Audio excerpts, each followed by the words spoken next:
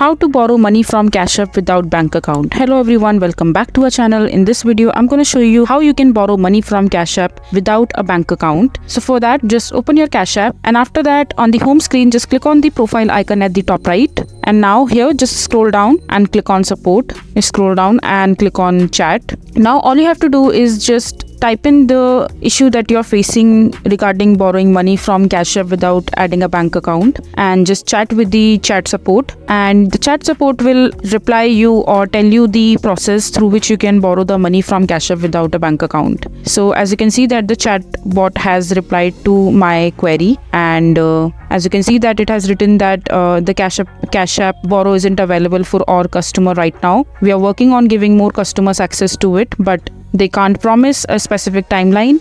Currently, there are very few factors that can affect who can borrow money, including but not limited to where you live. And it also says that if you get access to Cashapp borrow, you will notify by Cashapp automatically. So as of now, as you can see that borrowing money from Cashapp without bank account is not possible. So that is it for this video. If you find this video to be helpful, make sure to hit that like button, and don't forget to subscribe to our channel for more such informative videos, and I'll see you the next time.